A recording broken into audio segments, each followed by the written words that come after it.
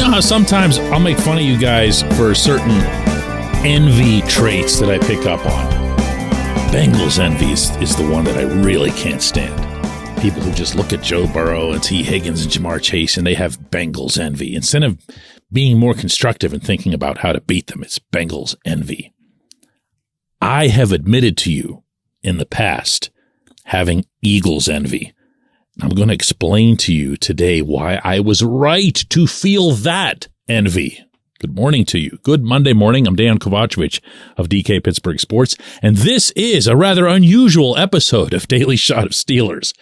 This comes your way bright and early every weekday if you're into hockey and or baseball. I also offer daily shots of Penguins and Pirates where you found this. Andy Weidl met with reporters over the weekend.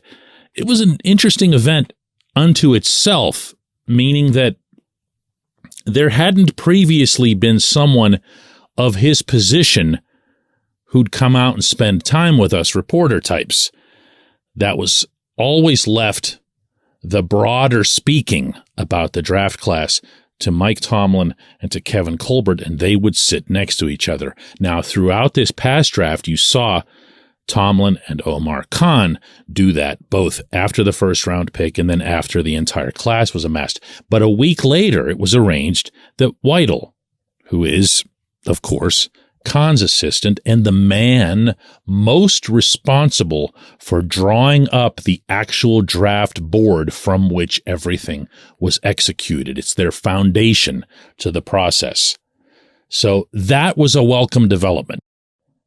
But my goodness, it became that much more of a welcome development when Weidl had this to say. You know what? We want to be big. We want to be physical. We want to be tough. We want to be able to impose our will on teams. That's the Pittsburgh Steelers, right? You go break the other team's sword in the second half of a game, be able to go win on the road. That's what we're building. That's what we have here. That's what they've been in the past, and we want to continue that identity. So that works in this business. You know, physical, tough, smart players, strategic thinkers that you can take on the road, you feel good about when they're on your bus going to the stadium. That's what we're going to continue to add to this team. My friends, there is team building. There are analytics. There's film to be studied. And then there's having someone in charge of your draft board who is thinking actively to himself about how his team feels on the bus. Did you pick up on that? He wants the team to feel scary on the bus. He wants that footage of when they step off the bus. And you know what I'm talking about. Photographers get it. TV cameras are trailing them in. They're all dressed up. They got their earbuds in. They're jamming to some kind of music. And they look totally badass. And this is at least some I can't even come up with a word, infinitesimal fraction of what it is that Weidl was thinking in coming up with this board. He so very badly wants the Steelers to become, here comes the envy, what he built in Philadelphia. What can you expect at Point Park University in downtown Pittsburgh? Respect, rigor, relevance. That's the Point Park Pledge. You'll be treated with respect while being challenged and supported academically to graduate with career-ready, relevant skills. Visit pointpark.edu to learn more. And when I looked at the Eagles, not just this past season, not just the wonderful run that they had, not getting as far as they did, but for several years now, I've seen that team as being defined by a whole bunch of those badasses. And I'm not talking about bad actors when I say that. I'm not talking about Vontaze Burfict. I'm talking about guys who play the game with a physical brutishness. I'm talking about identifying the Eagles with Fletcher Cox. You know, when you saw the Steelers' outstanding offensive line that they had together for the better part of a decade get completely decimated by those guys. You remember that game? I guarantee you the Steelers guys do. Cox, and he wasn't the only one. They were just flying through there. They were blowing through the line like it was nothing. And covering that game out at Lincoln Financial Field, I remember throughout the day thinking to myself, man, that used to be the Steelers. This is quite the role reversal here. And every time I watch the Eagles on TV, I would think the same thing, not just about their defense, but then also once Jalen Hurts became what he became, and a lot of that was done through the run, and you saw the Eagles would just go out there and, well, impose their will on their opponents. They would just wear them down. They'd beat them up. And by the third or fourth quarter, there wasn't a whole lot left. So when Weidl says that, he says those three words, impose our will. And then he attaches it, not to the Eagles, of course, but he attaches it to what he remembered as a local guy from Pittsburgh teams of the past. And then you look at this class that he's put together, that he and Khan and Tomlin and Art Rooney and everybody who was in the room put together, but he built the board. And it sounds like he was at least somewhat influential in the general mindset.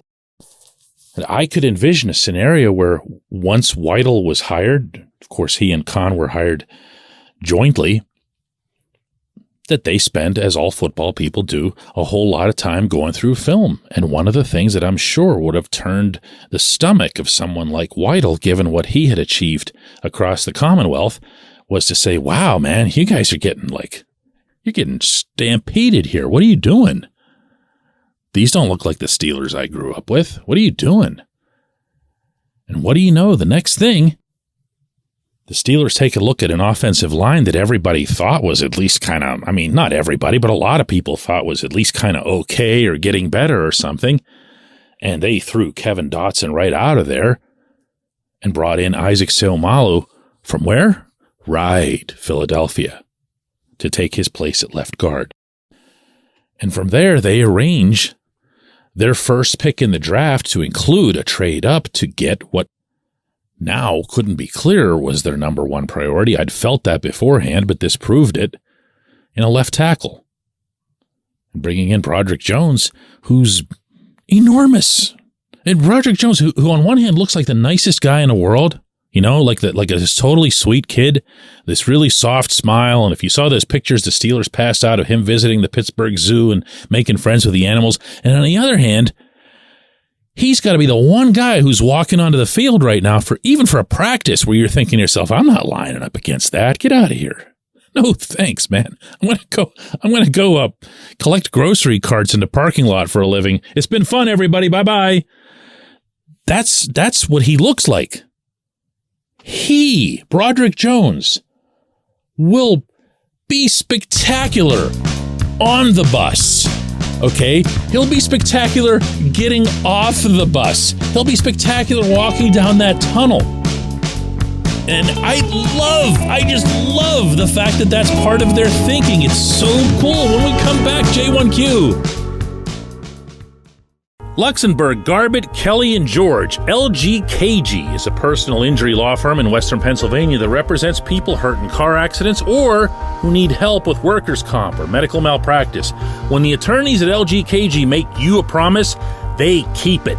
They've been keeping promises in our region for over 80 years. LGKG's been AV rated, the highest rating a law firm can receive, and they've been designated super lawyers. That's actually a thing for over 15 years.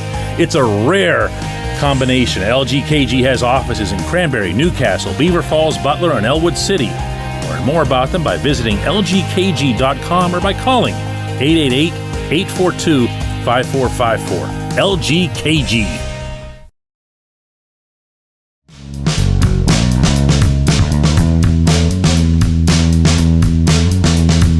Today's J1Q comes from Ryan, and he says, DK, are they bringing in big-bodied wide receivers like Allen Robinson, Hakeem Butler, and then re-signing Miles Boykin because they're better blocking options for Najee Harris downfield due to how big they are?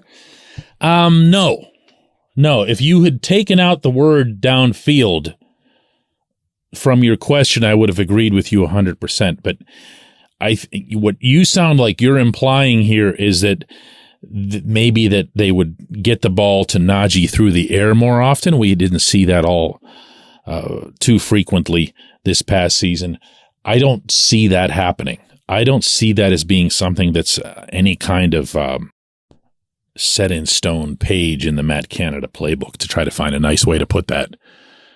I do see, however, all of these individuals, and don't leave George Pickens out of this pack. Pickens loves to block, and Pickens is a pretty tall dude too. They want blocking to occur at the point of attack. They want the blocking to occur right off the line of scrimmage. Najee is not a guy for whom you have to worry about blocking downfield because he's not often going to make it downfield. He is not at all a specialist in long runs. However, if you seal your block right at the line of scrimmage or you get in a certain guy's way at a certain angle, you might buy Najee a chance to pick up another couple. Where this gets a little more interesting, though, is when you start talking about, take a deep breath before I bring this up, jet sweeps. But jet sweeps with Calvin Austin rather than the individuals who were running those very ineffectively last season. If Austin has his breakneck speed back, if his foot has healed all the way, then Austin's going to be the one doing those sweeps. And if he does, he is a threat to continue finding more open grass downfield, in which case you would want someone like, I'm going to throw out Boykin here as your best example because I loved what Boykin would do. Boykin wouldn't just block you. He would get on top of you and pretty much bury you. And that was something that really didn't go appreciated, I think, much by the public because he didn't get many snaps. He didn't get many offensive snaps. He was a very good special teams player and got some praise for that, but not nearly enough work with the offense for anybody to recognize that. He was good at it, okay? Pickens, good at it. Allen Robinson's been around for a long, long time. He's got the bigger body. He's got the veteranosity to his personality. I think he's going to be part of that mix as well. Anthony Miller's not a small guy. You know, so you have a group of receivers that probably other than Deontay Johnson is going to be strong, I'd say, in this regard. And man, if that doesn't fit the Weidl profile. But what I really want to know, how do they look on the bus? You know, who are they making an impression on I'm so excited about it. I can't even finish my last prepositional phrase. On the bus. Let's do this again tomorrow.